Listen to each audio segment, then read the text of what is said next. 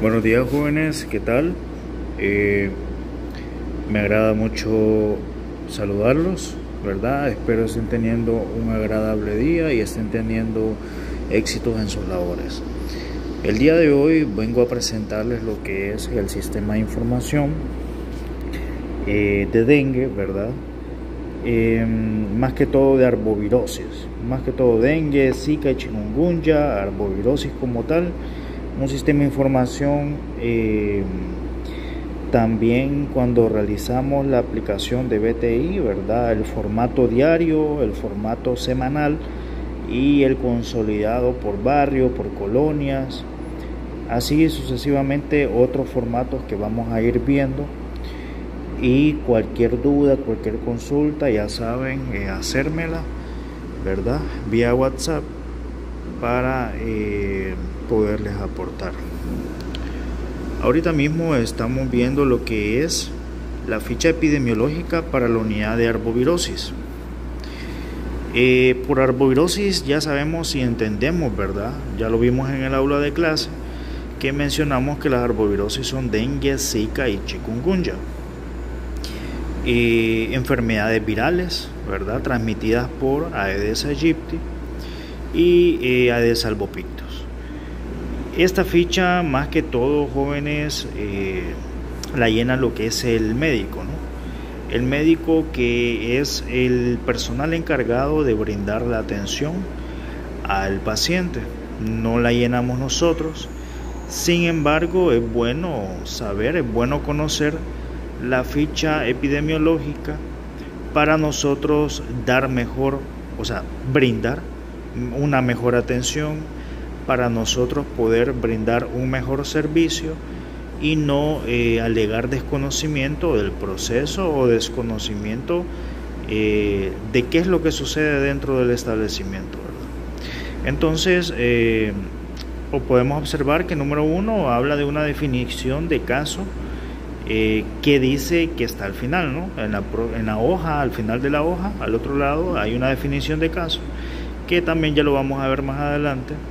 Y tenemos aquí lo que es un número de ficha, y el número de ficha es dependiendo, lógicamente, de el dato que va a ser correlativo a la cantidad de fichas que se han llenado, ¿verdad? O si el médico, por determinación, tiene un sistema de información, alguna numeración ya en específico que él utiliza, él es el que llena ahí, ¿verdad?, ese número de ficha. También tenemos ahí en el número 2 unidad notificadora, ¿verdad? El nombre del establecimiento, el departamento, el código, ¿verdad? Dependiendo del código del establecimiento, municipio, ¿verdad? Persona que llena la ficha, va el nombre del médico. Esta ficha también la pueden llenar enfermeras, ¿verdad? Entonces ya la ficha por determinación tiene el tipo de personal: estudiante, médico, enfermera. Estudiante si es servicio social, médico si es personal permanente, ¿verdad? O enfermera. Número 3, información del paciente. Aquí hay datos generales del paciente, ¿verdad?, que se le pide, como toda ficha, como todo sistema de información. Para tener un archivo, para tener una base de datos del paciente, se le piden nombres y apellidos, expediente clínico, nacionalidad. Expediente clínico cuando ya tiene o ha creado un expediente el paciente dentro del establecimiento. Tiene todo paciente un número de expediente, entonces ahí se coloca a qué expediente corresponde, si tiene uno, si no, se le crea uno. Identidad o pasaporte, ¿verdad? Fecha de nacimiento. Edad, pues datos generales: sexo, hombre, mujer. Ocupación, lugar de trabajo o estudio, lógicamente, pues no sabemos si trabaja o estudia. Jefe de familia, si es jefe de familia. Domicilio actual, departamento, municipio, aldea, caserío. Entonces podemos observar que en este numeral 3 y información del paciente hay datos generales. Hay datos generales que en cualquier sistema de información, que en cualquier ficha epidemiológica de alguna enfermedad, se le piden al paciente. Número 4, tenemos historia de la enfermedad.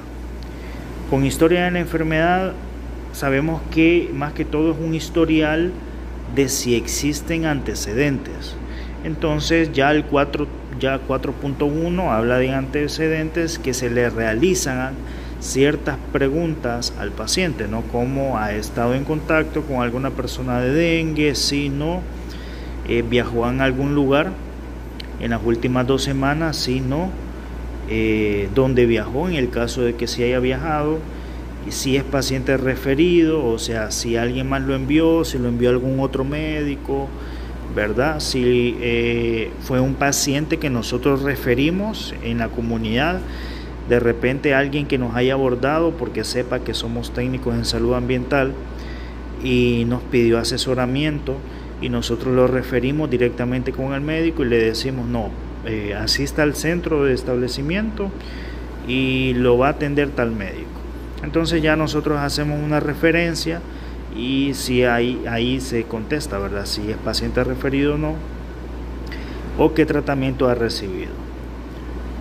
Condiciones coexistentes, por ejemplo, si está en estado de gravidez, o sea, de embarazo, cuántas semanas de gestación, si es lactante, si tiene obesidad, si tiene diabetes, hipertensión arterial, así como otro tipo de enfermedades que se le preguntan al paciente, lógicamente para un mejor servicio, una mejor atención y tener una referencia de cómo está esa persona en salud, ¿verdad? Cómo tiene estos índices de salud esta persona. Ahora, también tenemos los datos clínicos, ¿no? Como fecha de inicio de fiebre, fecha de la consulta, días de evolución, semana epidemiológica. El médico ya va a determinar cuántos días de evolución tiene. Número 1, por el inicio de la fiebre, ¿no? Para que exista la fiebre y para que ya haya algunos síntomas, tuvo que haber pasado un periodo de incubación que nosotros lo vimos aquí en el aula de clase, que está desde 7 a 10 días aproximadamente, dependiendo, ¿verdad?, del organismo de la persona, puede variar, y un periodo de incubación de una enfermedad es el periodo antes de presentar síntomas, ¿verdad? Entonces ya el médico determina cuántos días de evolución va a tener esa persona o tiene, ¿verdad? Y también hay un sinfín de preguntas que se le realizan, por ejemplo, si tiene náuseas, si tiene fiebres mayores de 38 grados o menores de 38 grados, vómitos, cefalias, mialgia, o sea, todos estos que nosotros podemos observar aquí, todo eso se debe de llenar, ¿verdad? Es una ficha epidemiológica que va a arrojar una serie de datos para poder identificar en qué condiciones se encuentra este paciente. También, por ejemplo, menciona aquí las erupciones cutáneas, ¿no? En manos y pies, qué tipo de Guillain-Barré en algún dado caso presente, ¿verdad?, estos síntomas, y en casos de ausencia de signos o síntomas marcar la casilla correspondiente de no. Ya nos especifica cómo llenar lo que es este sistema de información. También la temperatura, bueno, todo eso lo va a determinar el médico, pero como yo les menciono, es muy bueno conocer la ficha, es bueno saber qué determina la ficha o qué información recolecta la ficha. ¿Por qué? Porque nunca sabemos en algún dado caso de emergencia si nos va a tocar apoyar o nos va a tocar dar un servicio que tal vez por un estado de emergencia nos toque realizarlo, ¿verdad? Entonces siempre es bueno conocer. Y ya el numeral 5 nos tiene como sospecha clínica, ¿verdad? ¿Qué tipo de enfermedad nosotros estamos sospechando? Bueno, en ese caso, ¿qué tipo de enfermedad está sospechando el médico, ¿no? indicar sospecha clínica según orden de prioridad, ¿verdad? Según la prioridad, según los síntomas, es que se va a indicar. En el caso de que sea dengue, la sospecha, ¿verdad? Porque no es como tan fácil determinarlo tampoco a la primera, pero si hay sospecha de dengue, pues se tiene que determinar si es dengue sin signos de alarma, dengue con signos de alarma y dengue grave, ¿verdad? Ya sabemos que lo que es el dengue clásico y dengue hemorrágico ya no se maneja, la ficha lo corrobora, y ahora es dengue sin signos de alarma, dengue con signos de alarma y dengue grave. La toma de muestra, ¿verdad? Si se realiza la toma de muestra, fecha de toma de muestra, ¿verdad? Y tipo de muestra, si es suero, plasma o post-mortem, ¿verdad? Eso ya se realiza con lo que es el médico, más que todo el médico lo realiza.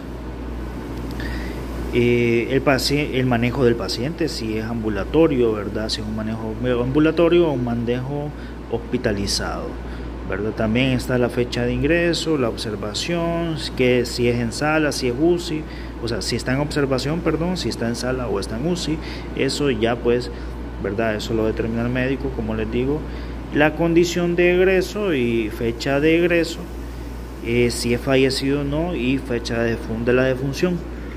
Eso lo establece, bueno, toda esta ficha, jóvenes, como lo he repetido a lo largo de la explicación de la ficha epidemiológica, lo llena el médico, ¿verdad? Y aquí tenemos ahora la parte trasera de la hoja de la ficha, ¿verdad? Que nos habla de una definición de caso de fiebre por dengue o virus, ¿verdad? Y establece cuál sería la definición: persona que vive o ha viajado en los últimos 14 días a áreas con transmisión de dengue y presenta fiebre aguda usualmente de 2 a 7 días de evolución y 2 o más de las siguientes manifestaciones: náusea, vómitos, erupción cutánea, exantema, cefalia, mialgia y un sinfín de síntomas que puede presentar una persona expuesta a el dengue. También puede ser considerado caso todo niño menor de 2 años proveniente o residente en áreas con transmisión de dengue, con cuadro febril agudo, usualmente entre 2 a 7 días y sin foco aparente. Posteriormente también tenemos lo que es una definición de caso de fiebre por chikungunya, ¿verdad?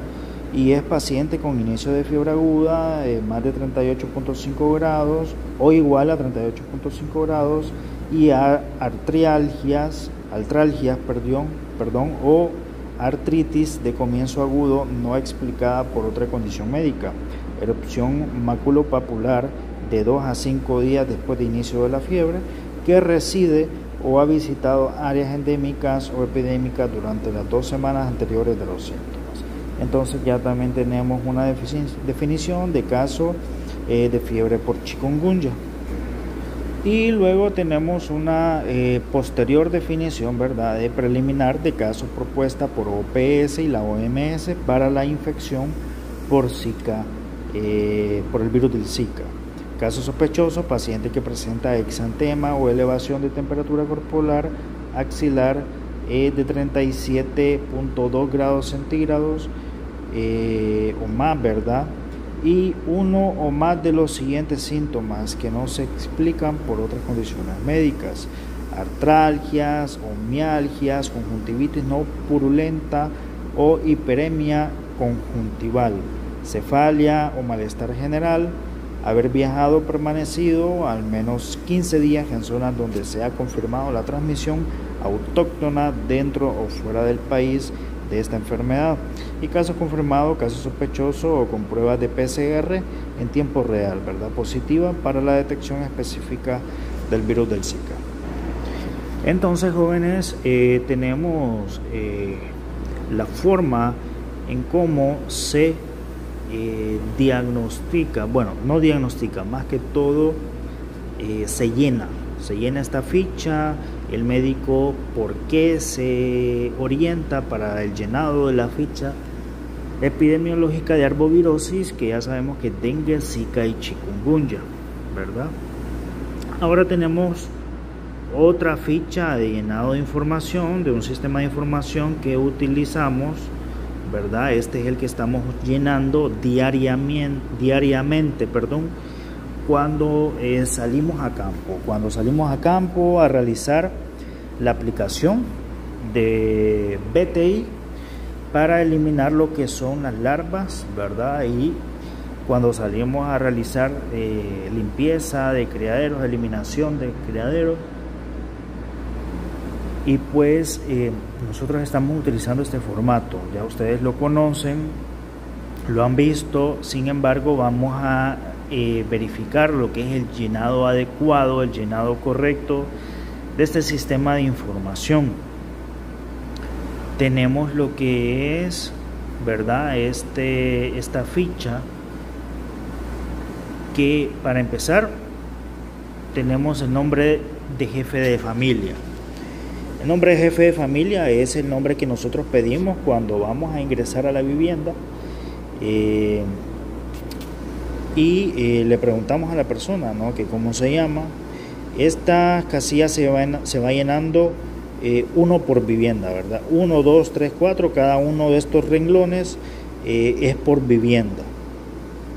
De ahí tenemos vivienda inspeccionada, si fue inspeccionada sí o no, ¿verdad? Vivienda cerrada, casa cerrada. La C es cerrada, la R es renuente. Si la persona no nos dejó ingresar a la vivienda, ahí colocamos, ¿verdad? Ahí colocamos que fue renuente, o sea, una, ¿verdad? Sí es, o sea, una vivienda renuente, ¿verdad? O SB, que es solar baldío, un solar baldío, ¿verdad? Casas positivas. Casa positiva se va a llenar con una vivienda, una casa positiva, porque corresponde a una.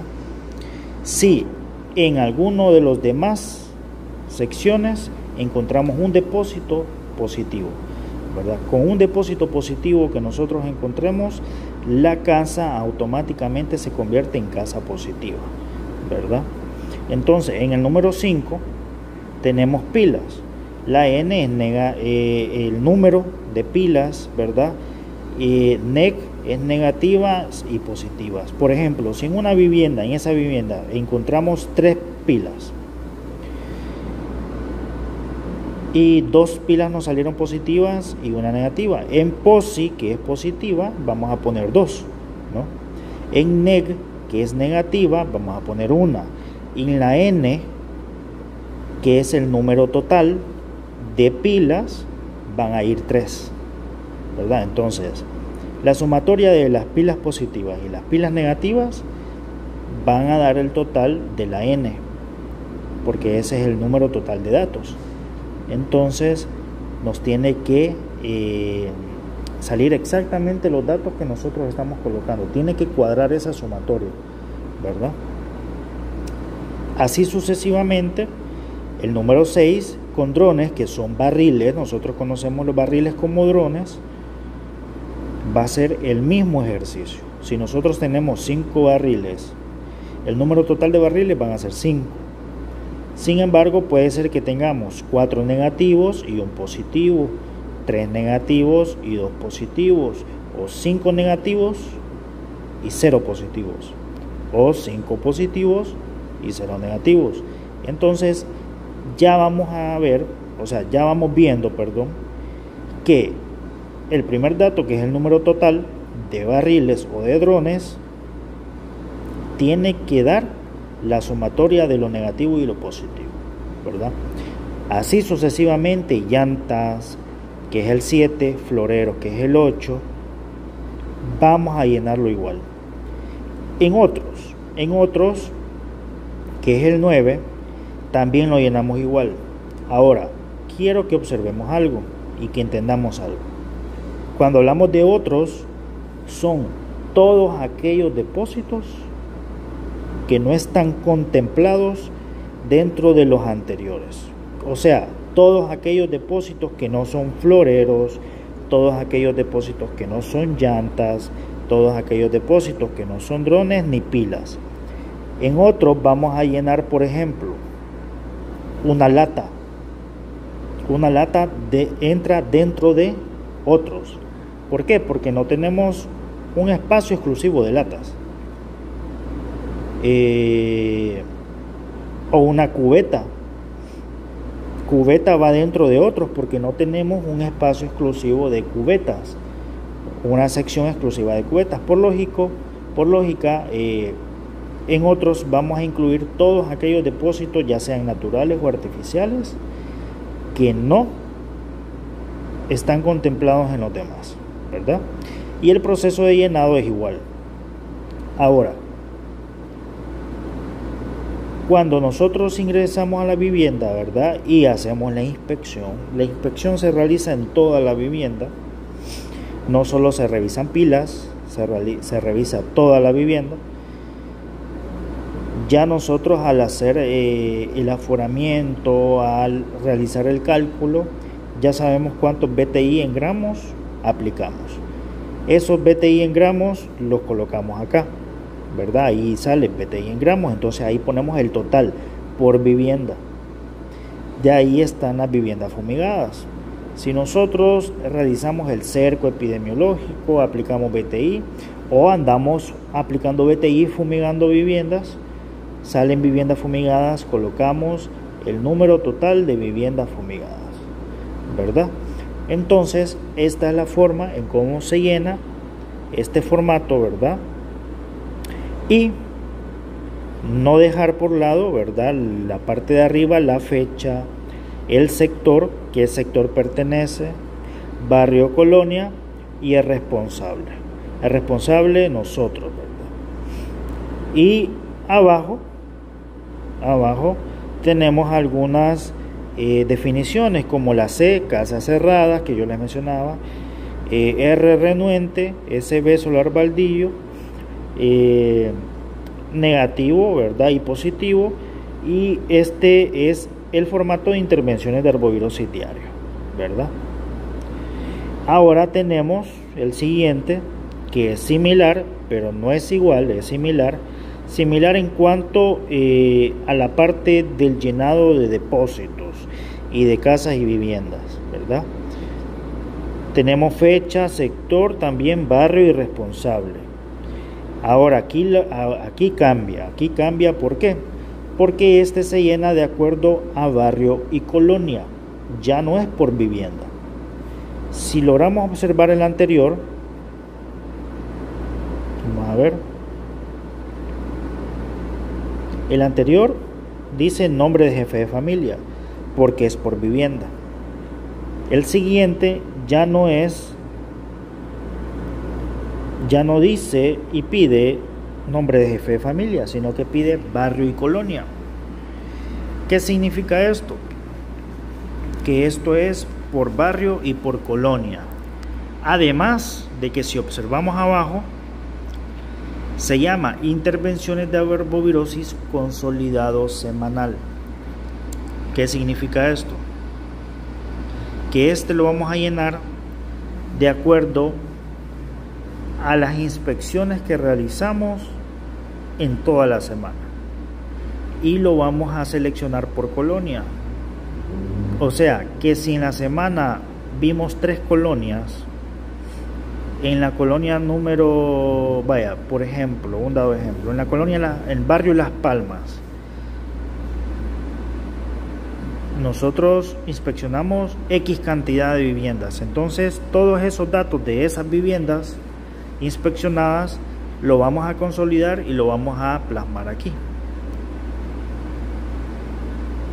Y también esa semana vimos la colonia Montefresco.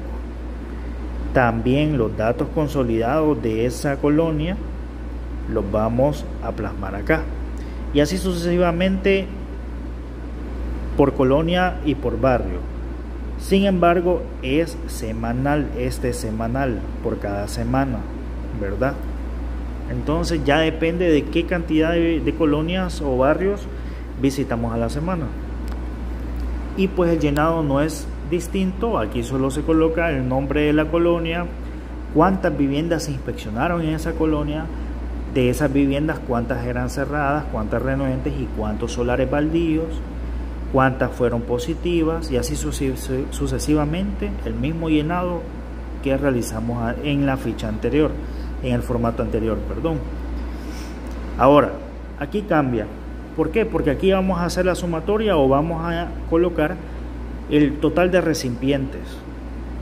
¿Qué significa eso? Que aquí no está preguntando recipientes positivos. Aquí está preguntando el total de recipientes. ¿Qué significa? Que vamos a sumar el número total de otros, vamos a sumar el número total de floreros con llantas, con drones, con pilas.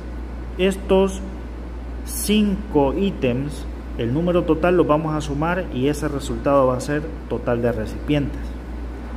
Total de positivos. ¿De qué? ¿Positivos de qué? De recipientes. Entonces, vamos a sumar el total de positivos de otros con el de floreros, de positivos con llantas y drones y pilas. Y el total de esa sumatoria va a ser el total positivos. Ahora, índice de vivienda. Si observamos bien, aquí tenemos las viviendas, ¿no? Viviendas inspeccionadas y salen viviendas positivas. El índice de vivienda, ustedes ya tienen estos índices, estas fórmulas y las vimos en clase. Recordemos que el índice de vivienda se saca, ¿verdad? El número total de viviendas positivas entre el número total de viviendas inspeccionadas por 100 y nos va a dar ese dato. Índice de Bretao, número total de depósitos positivos, que ya lo tenemos, total positivos, el número total de depósitos positivos entre el número total de viviendas inspeccionadas por 100. El índice de recipientes, que es índice de recipientes total inspeccionados, perdón, índice de recipientes total positivos entre el índice de recipientes total inspeccionados por 100. Y luego tenemos también que tenemos que llenar, ¿verdad? Así como el formato anterior, BTI en gramos y viviendas fumigadas, ¿verdad? Entonces, esto es con práctica, esto es fácil, esto no es complicado de llenarlo. Cualquier consulta, cualquier duda me la hacen saber, me pueden escribir siempre y cuando sea dentro de horario laboral, ya saben, ¿verdad? Yo no tengo ningún problema en contestarles y en ayudarles, en aportarles para el mejor entendimiento. Ahora, tenemos otro formato. Este formato, ¿verdad? Es un poco más completo y contempla algunos factores más, ¿verdad? Algunas características más que vamos a ver, que este es el informe mensual de actividades de prevención, control y vigilancia de dengue del Programa Nacional de Dengue. Este formato, si podemos ver los ítems, habla de localidades, establecimiento de salud, viviendas, depósitos, ovitrampas, sitios de riesgo, consumo y operativos. Arriba, establecimiento, semanas epidemiológicas, mes, año. El establecimiento, pues dónde estamos ubicados, semanas epidemiológicas, a qué semana epidemiológica corresponde, el llenado, ¿verdad? O en qué semana epidemiológica estamos según el llenado de este formato, el mes y el año. Entonces, con localidades, aquí irían las localidades inspeccionadas durante todo el mes. Este es formato mensual, ¿verdad? Informe mensual, perdón. Por lo tanto, en localidades vamos a colocar las localidades que inspeccionamos en todo el mes. Establecimiento de salud, ¿a qué establecimiento de salud corresponden estas localidades o el establecimiento de salud donde nosotros estamos ubicados? Ahora, en viviendas, van a ser datos prácticamente que ya tenemos si hemos llenado el consolidado semanal. Ahora, como solo es consolidado semanal, este ya es consolidado de todos los semanales, ¿verdad? Si volvemos a inspeccionar estas colonias, se van sumando los datos. Y en número de, en viviendas ponemos las viviendas inspeccionadas de las localidades, viviendas positivas, que bueno, ya sabemos que el índice de vivienda se saca del número total de viviendas positivas entre el número total de viviendas inspeccionadas por 100, ¿verdad? Luego tenemos las viviendas abatizadas. Aquí sale como abatizadas, pero son viviendas que se les ha aplicado BTI de esa localidad, cuáles se les aplicó BTI y qué cantidad de viviendas fueron nebulizadas, ¿verdad?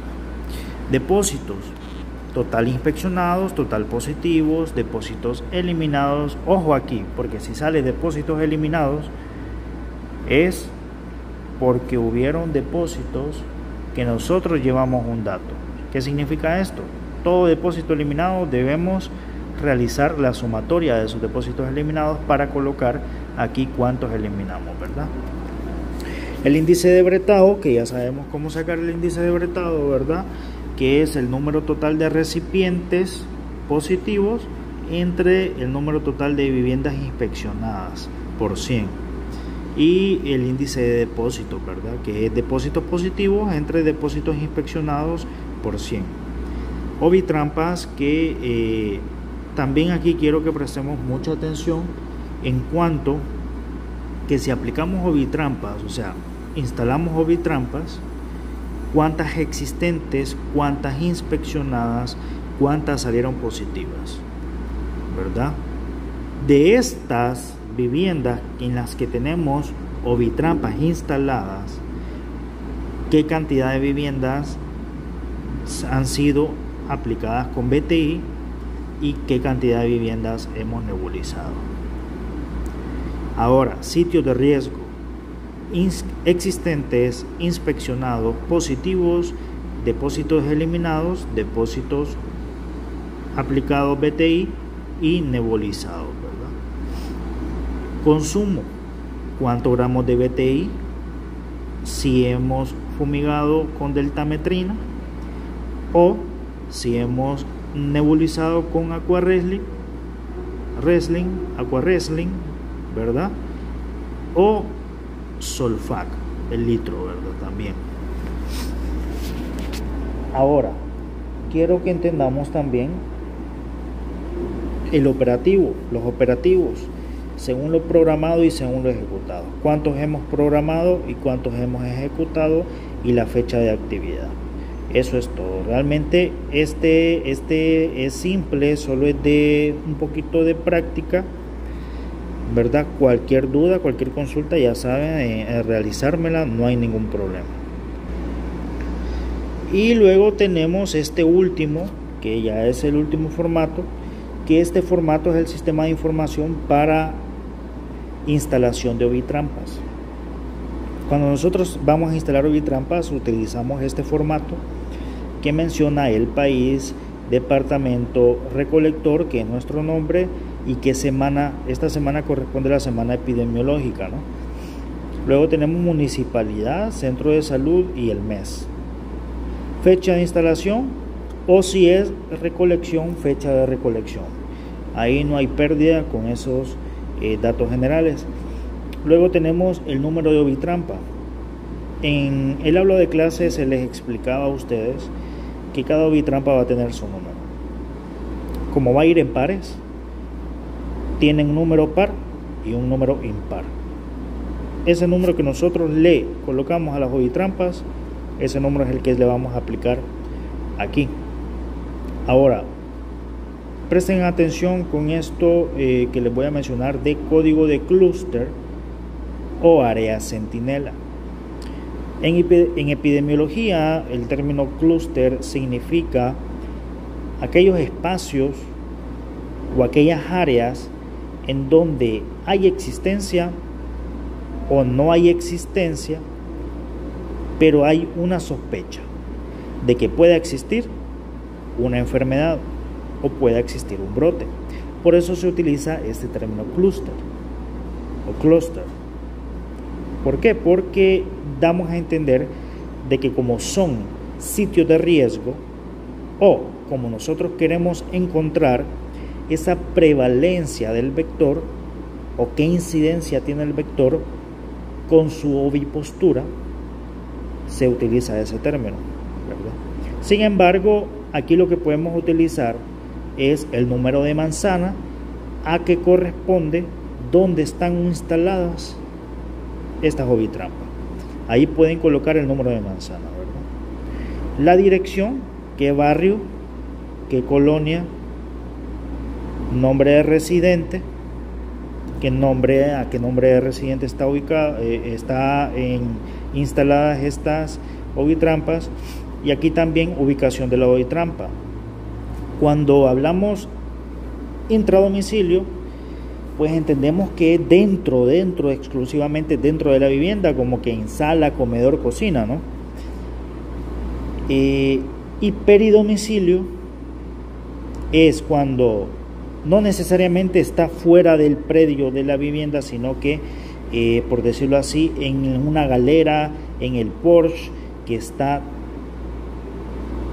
techado y está dentro del perímetro, ¿verdad? Peridomicilio, que está dentro del perímetro del domicilio. Sin embargo, no está dentro, como que en un cuarto, en una habitación, en la sala, en el comedor, en la cocina, no, sino en peridomicilio. Entonces, ¿se pueden instalar? Sí, pero lo más adecuado y lo mejor es que instalemos las ovitrampas en la parte de peridomicilio. O sea, a pesar de que están fuera de la habitación, fuera de la sala, del comedor, sin embargo están dentro del terreno de la vivienda, que en una zona con cuidado, en una zona donde no se va a afectar el correcto uso de esta ovitrampa. Ya nosotros en el aula de clase lo vimos cómo es la instalación adecuada y el uso que se le va a dar, el cuidado que se le va a dar, y lo tienen ustedes en el manual para técnicos en salud ambiental, cómo se debe tener el cuidado de la ovitrampa, ¿verdad?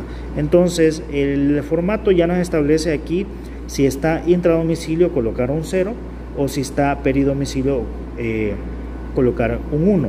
Sin embargo, como consejo, mejor colocarlas siempre en peridomicilio. O sea, no es que van a estar fuera de la vivienda, o sea, como por decirlo, en la calle. No, en la calle no se puede dejar, siempre dentro de la vivienda, pero procurar que sean viviendas que tienen un espacio adecuado para la instalación de esta ovitrampa. También colocar si es con agua o es con infusión, que la infusión ya sabemos que es el king grass, ¿verdad? El king grass que nosotros podemos fabricar. Y luego la última parte, que está un poquito cortada, pero siempre se logra leer, la presencia de larva. O sea, si hay presencia de larva en agua, en la infusión o en los dos. 0 si es en el agua, o sea, si es en la ovitrampa con agua. 1 si es en la ovitrampa con infusión. Y 2 si es en los dos, ¿verdad? Sin embargo, recordemos que lo adecuado es recolectar las ovitrampas o la paleta de la ovitrampa antes de que eclosionen, ¿verdad? Es lo mejor, retirarlas antes de que eclosionen para poder determinar qué cantidad de huevecillos ha puesto la hembra y los zancudos hembra en estado de gravidez. Entonces, esto es lo más adecuado. Jóvenes, si tienen alguna consulta, si tienen alguna duda, no duden, no se preocupen, no duden en escribirme, en consultarme, en preguntarme. Lo mejor siempre es preguntar Si tienen alguna consulta respecto a esta clase, al llenado de algún formato en específico de la ficha epidemiológica, no se preocupen, pueden escribirme, pueden decirme: licenciado, fíjese que tengo dudas sobre el llenado de esto, o sea, no lo comprendí muy bien, o no me quedó muy claro, o no se comprendió muy bien en el video. Por favor, explíquemelo, no hay problema. Incluso podemos realizar alguna videollamada para poder explicarle de alguna mejor forma, ¿verdad? Y siempre y cuando, lo repito, lo dejo, ¿verdad?, bien claro, siempre y cuando sea dentro de horario laboral. Si no es dentro de horario laboral, lamentablemente o no les voy a poder responder, porque pues también hay otros asuntos fuera del trabajo que requieren de mi atención. Entonces no les voy a poder aportar mucho en cuanto a eso. Sin embargo, si estamos dentro del horario laboral, no hay ningún inconveniente. Es para mí más bien un agrado poderles explicar, poderles aportar, ¿verdad? Y espero esta clase haya sido de mucho provecho para ustedes. Así que saludos y éxitos en sus labores.